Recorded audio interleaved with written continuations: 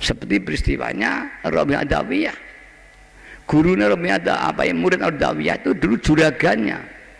Ketika dia masih jadi budak, dia disiksa oleh juragannya itu. Rabi'ah Adawiyah disuruh mijeti, kalau perlu dia dikumpuli karena dia budaknya. Kemudian Rabi'ah itu punya guru Syekh Sufyan Tsauri. Dia berguru diam-diam. Kemudian suatu saat Rabi'ah ada fana mahabbah kepada Allah. Kefanaan mahabbah ini bagi juragan dianggap satu kelainan, sehingga Rabi'ah disiksa, diajar dan sebagainya, hingga satu saat pada klimaknya Rabi'ah di malam buta malah menangis kepada Allah. Dia tidak melihat yang menyiksa itu juragannya, tapi itulah kekasihnya Allah. Maka Rabi'ah tidak merasa disiksa. Saat itulah Allah memberikan kepada Rabi'ah lampu-lampu rumah, perterbangan, ya, dan sebagainya. Bahkan kursinya juragan yang duduki diangkat Allah ketika dia akan menyiksa Rabi'ah. Kemudian juragan itu melihat munajatnya Rabi'ah di malam buta. Disitulah akhirnya juragannya itu baru sadar dan menerima bahwa budaknya yang setiap hari disuruh, yang hina itu ternyata diangkat oleh Allah sebagai waliullah. Saat itulah dia dimerdekakan. Wahai Rabi'ah Adawiyah, aku telah menyadari engkau ku merdekakan dari budak, dan kau jika mau di sini akan kumuliakan. Tidak saya suruh, saya hormati.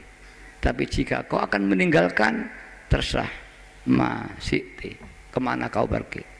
Rabi'ah pilih meninggalkan dan hanya uzlah di gua Hira. Ketika Rabi'ah menjadi masyhur seorang waliullah wanita dengan muridnya banyak, sang guru ini pun akhirnya kesepian dan meninggalkan kemewahannya. Ini seorang juragan kaya ditinggalkan oleh Rabi'ah Adawiyah, oleh juragannya. Dia datang bersimpuh kepada Rabi'ah untuk diakui sebagai muridnya Rabi'ah Adawiyah, yang akhirnya ini menjadi khodimnya Rabi'ah. Yang dulu Rabi'ah disuruh mencuci kakinya, mencuci ini, dan akhirnya orang ini menjadi pesuruhnya Rabi'ah Adawiyah. Dia yang mencuci pakaian Rabi'ah Adawiyah, yang membawakan sepatunya, jadi pelayannya.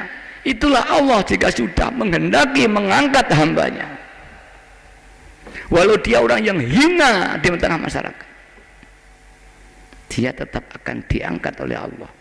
Tentunya Allah biasanya disertai karomah-karomah yang ditunjukkan, karomah minallah, ya, yang ditajalikan kepada seorang hambanya, sehingga hamba itu terbuka bahwa dia adalah orang yang dicintai Allah. Maka Rabi'ah diberi kelebihan rohani banyak, hingga satu saat ketika Inggris menyerang di sana, umat siapa apatis. Umat sudah melakukan perlawanan, kita tidak pernah menang melawan Inggris. Kemudian Rabi'ah berfatwa, Hizbul Waton minal iman, Hizbul Waton minal iman. Hizbul Waton iman, cinta tanah air adalah iman. Bangkit semua rakyat, membuat perlawanan yang asalnya apatis, sudah pakai air bah, seperti Bung Tomo di Surabaya pada tahun 45 10 November, hingga Inggris terusir. Kemudian setelah terusir, raja ini memanggil panglimanya, bagaimana kau menggerakkan rakyat yang sampaikan ada seorang petapa wanita yang memfatwakan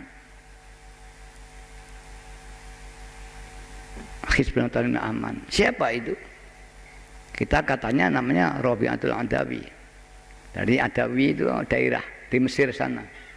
Masih ada. Al-Adawi ada. Adawiyah ya nisbat orang Adawi. Kemudian raja tadi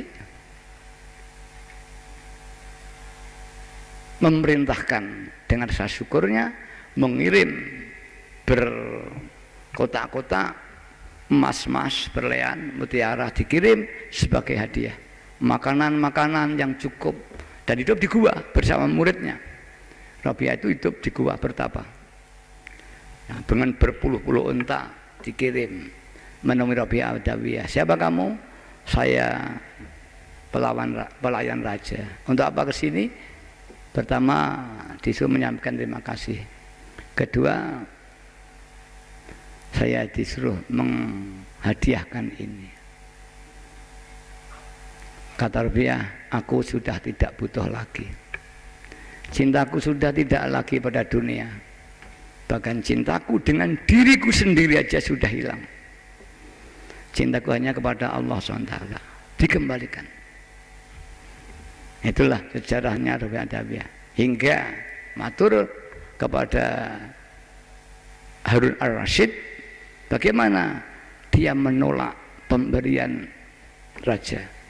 Dia mengatakan, aku sudah tidak cinta lagi kepada semua, pada dunia. Bahkan saya dengan diriku sendiri sudah cinta. Dia waliullah, dia waliullah Rabi'ah. Kemudian raja berangkat sendiri menemui Rabi'ah Adawiyah. Ini saya gambarkan, itulah Allah, seorang budak yang dijual belikan, dihina, tapi ketika betul-betul kepada Allah, Allah akan mengangkat.